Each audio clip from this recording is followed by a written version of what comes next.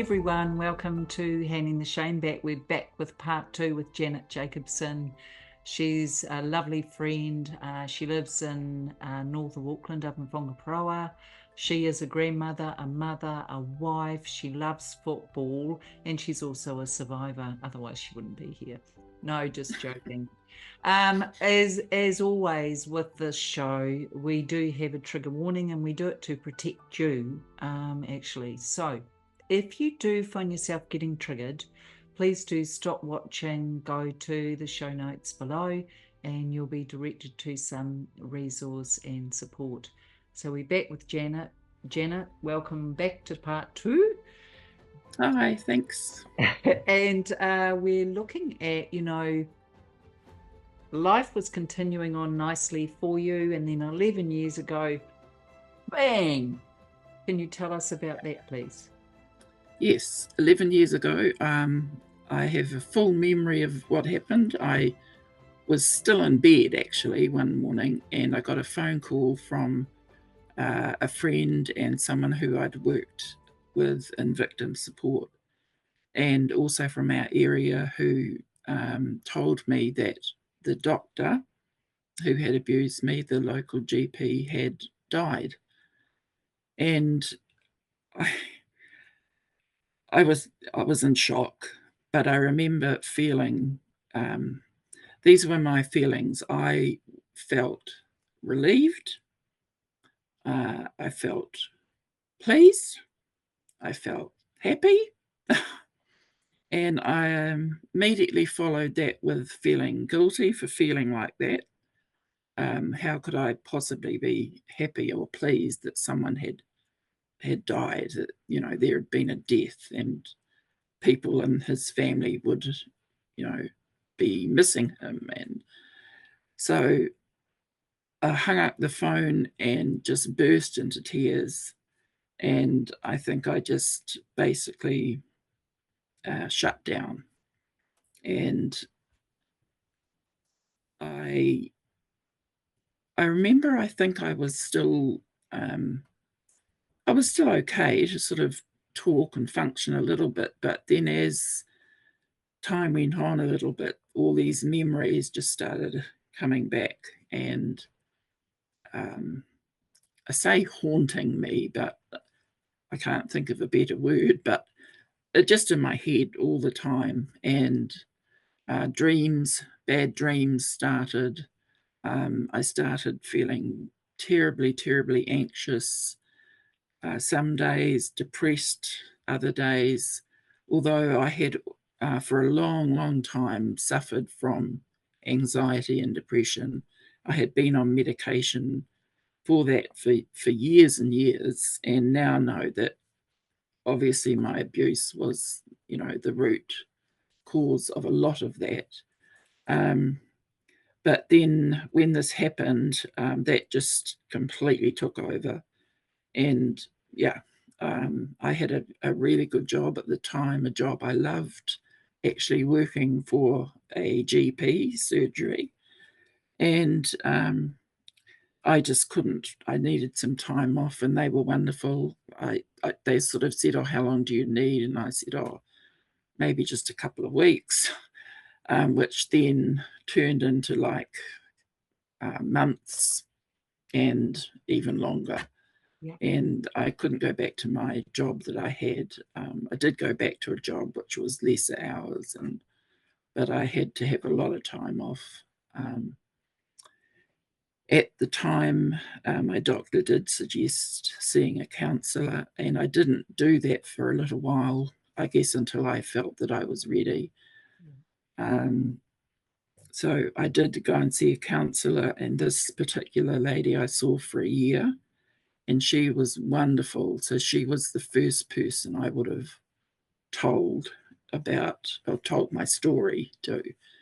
And it was, I guess it was just so good to have somebody listen to me who believed what I said, understood what I was going through, and helped me to process things. And it was a slow journey. Sometimes I would go and cry for most of the session and not be able to say anything. Other times I just talk nonstop. Um, so I saw her for about a year, and she actually helped me just probably get back into a bit of life again. And I remember we just after I stopped seeing her, we went for an overseas holiday. We'd never been able to go on such a holiday before, and it was wonderful. And I still remember every single minute of it. And I know I wouldn't have got through it if it hadn't been for her support and encouragement and giving me some tips and things to cope if I wasn't coping very well.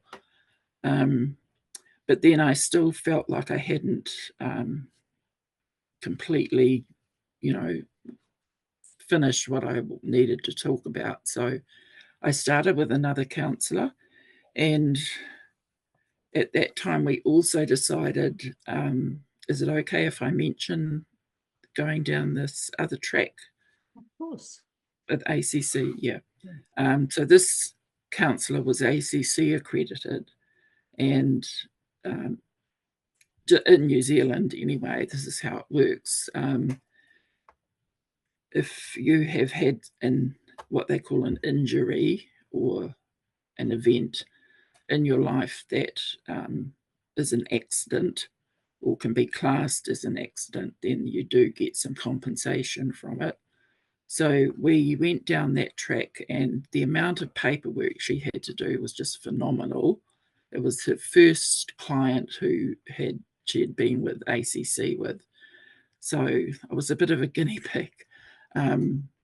But yeah, a lot of paperwork, forms to fill out, questions to answer.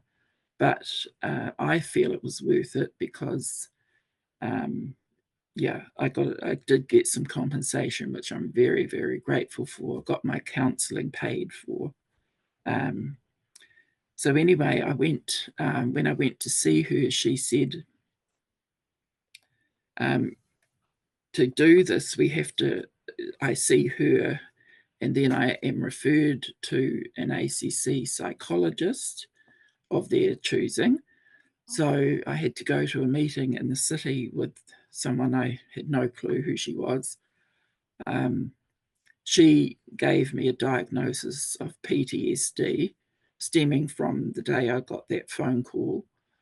And then that was approved. And then also after that, I had to go to a ACC approved psychiatrist.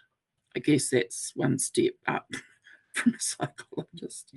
And she was the person who would actually work out what sort of how much damage had been done to my life regarding working life, family life, health, and everything. And it has to be quantified. This is a thing. So she gave a certain percentage of what it had affected me, and that is how they work out the amount of compensation that you get. Very often, going to that last one, the psychiatrist, people are not approved. Yes. So they've had to go through all that for nothing. I was sort of, I guess I was a little bit warned, I guess, that she had a bit of a reputation for declining claims. Our interview with her went really, really well, and she did approve it. And so I was able to get counselling paid for. I went on a course a bit later on in my counselling that was all paid for. I also got a lump sum of money. So, I mean, it doesn't compensate for what happened to me, but it does for the things that, I had to stop working and all that. So I'm very grateful for that. Just for New Zealand people, I'm not sure whether that is still the case and how it works. So you would probably need to check that out. Yeah. I think it's changed because we've now got our national government who have cut things back quite quite severely. So I think, yeah, depending Yeah, on what the case is. But a really good point. And hello, survivors. I've got to say hello to you in part two. Really interesting what Janet's talking to us about, because for some of you, you will have been believed, been looked after, had counselling provided, whether you're in New Zealand or not. For others of you, you may not have been believed, and you may not have had any access to free counselling or resource. yeah, The point being, whether or not you get vindication through being compensated, believed, counselling provided, I just want you to know that we will always stand with you because mm, we believe you. There is no yeah, survivor I know of who would ever try to exploit their situation, put it that way. yeah. But Janet, that would have gone some way to helping. But I guess, what advice would you give to survivors watching who perhaps haven't yet been shoulder tapped or dealt with any of their trauma? Is there any advice you would offer, or yeah, tips you might give? Um, I think if you can find someone who you trust, who you know will listen to you, I think that's a big thing. But during my counselling, I believe that God sent two beautiful women into my life, Mm. um, two completely different women from different lifestyles and how we met, and but they, I think, were the most understanding people who just let me talk. Um, didn't try and fix anything because they knew they couldn't, but are just there for you and there for you every day, even still. We're in contact, most day, every day. So that's a big thing if you can do that, if you've not been able to have counselling, but to find somebody that you can talk to. And I think that's a huge thing. But I wish counselling was available for everybody, honestly. Mm. Yeah, it's not good that it isn't. No. Yeah, What? just Sorry. sorry. Oh, I was just thinking, what helped you clearly was God. You also, I think, have a wonderful tattoo. I'm not asking that you reveal it, Oh, yeah, and you've got your beautiful family as well. yes, Which, yeah, so absolutely. what's the other thing that helped you, would you say? Um,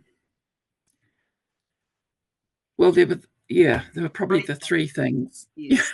Okay, part of my journey when I finished my counselling, I wanted to try and, I don't know, do something tangible, I guess, for myself that just reinforced to me that the work I had done, because it's hard work, believe me, it's exhausting, but it's really, really worth it. And the work that I had done myself, um, the help I got from my family, and I know a lot of people don't have that.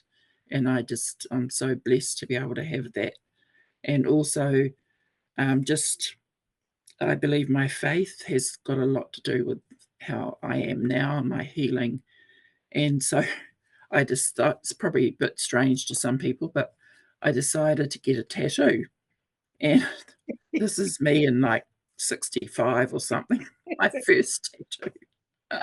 Mm. So it's actually on my arm here, and I think I have to turn myself inside out to show it to the camera. But so what I've done is a horrible drawing of it.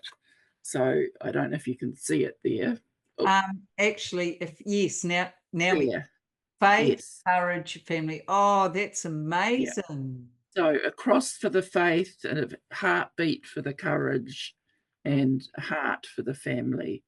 Oh, So that's on my arm forever, even when it's getting wrinkly and oh, I love it. I love it. Yeah, Go Janet. Go Janet. Go Janet. No, that's so cool. That's so cool.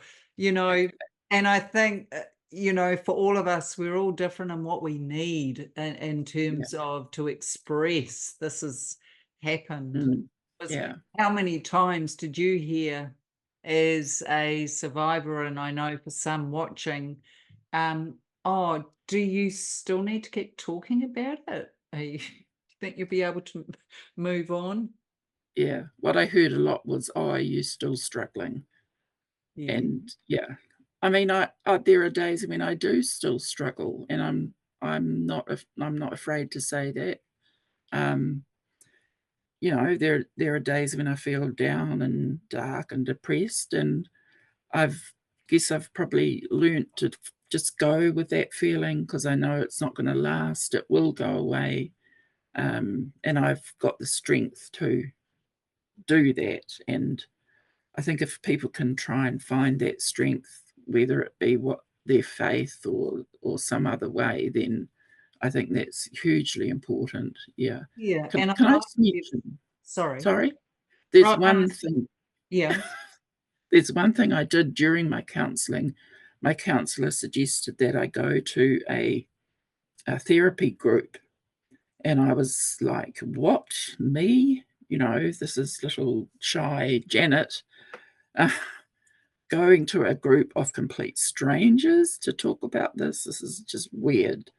But anyway, she encouraged me, and I did go. I went every Monday for, I think it was about 12 weeks, and I had to travel a little bit to do that.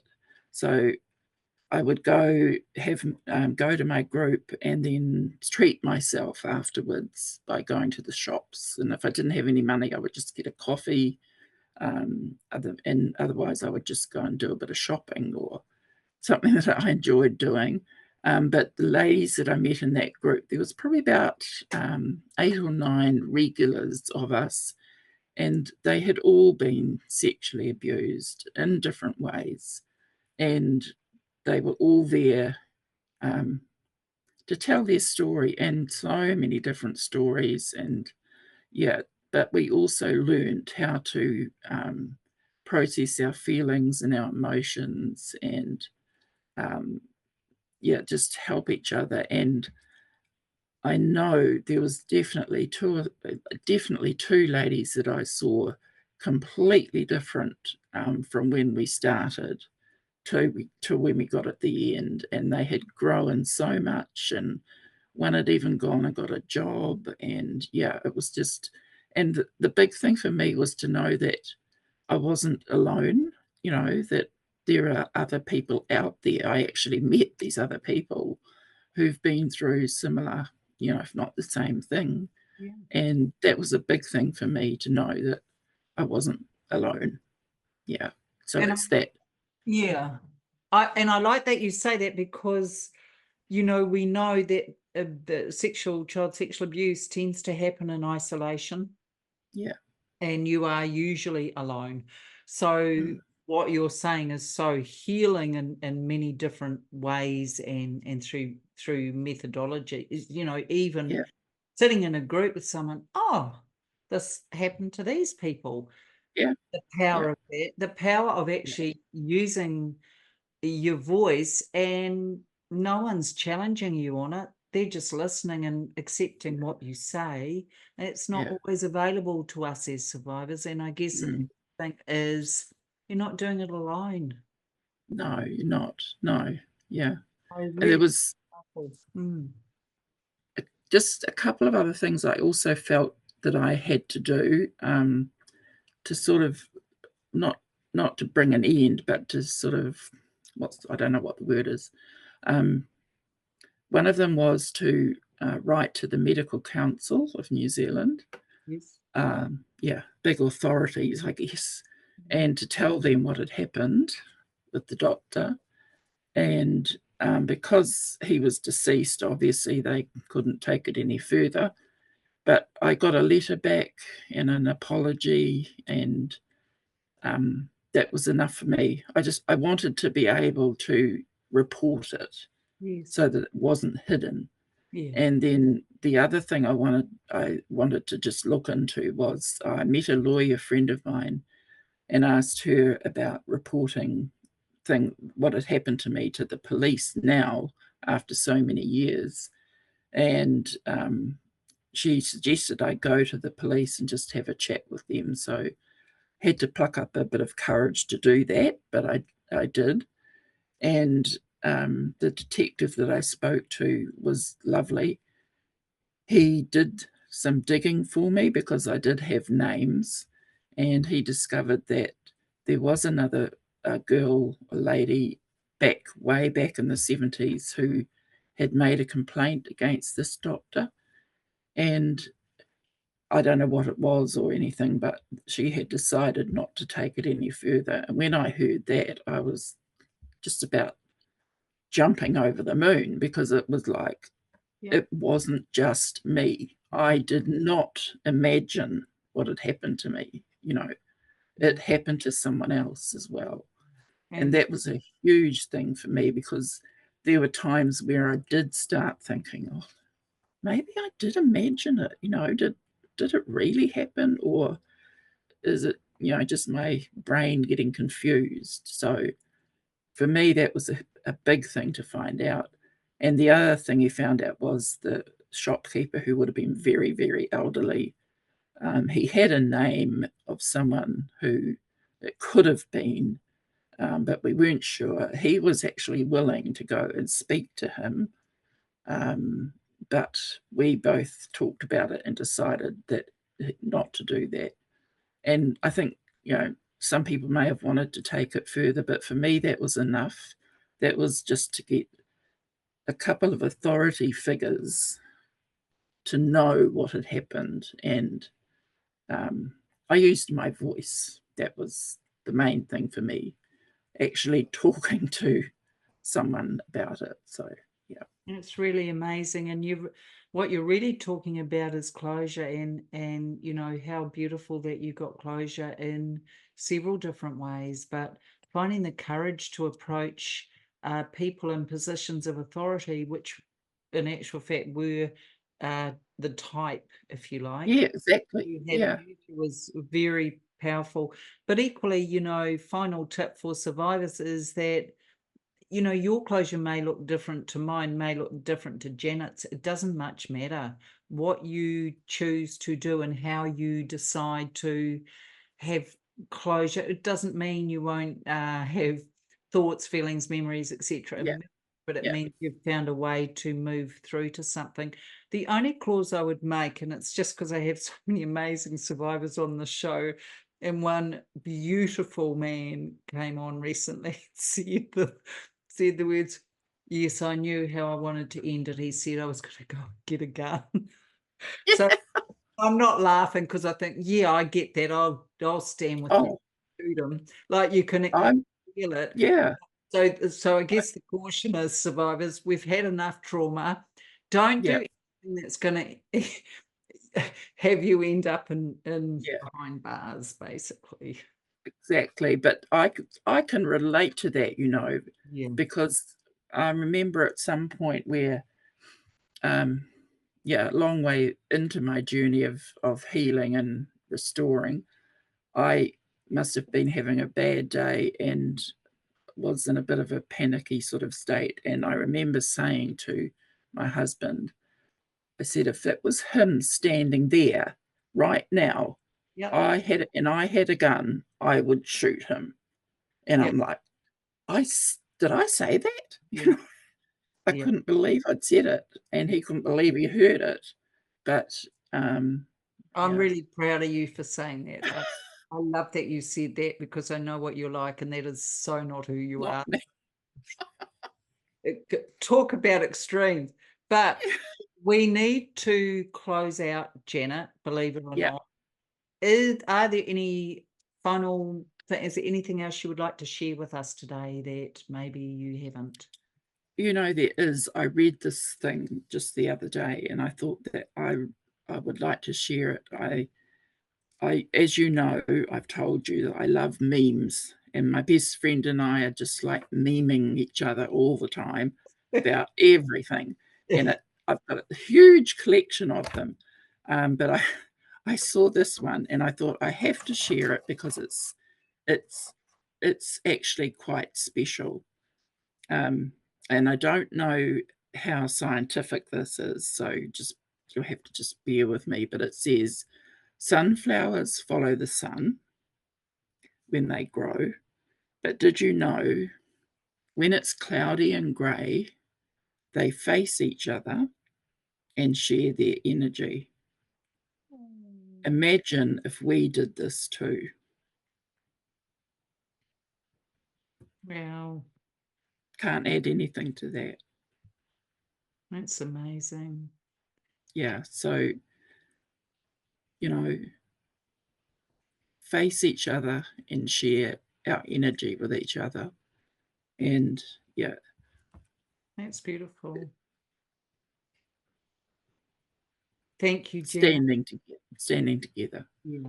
And it's so important for survivors, and that's why Handing the Shame Back began, because we need to share and we need to support. Please stay right there, fabulous person that you are. Okay.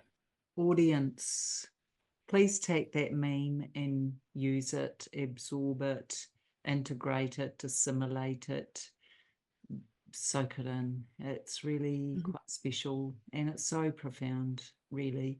And I think that sums up, what Janet's been able to share with us today. So, here's this wonderful woman who experienced what she did, was shut down a lot of her life, actually, unwittingly, because of this abuse. And now look at her go.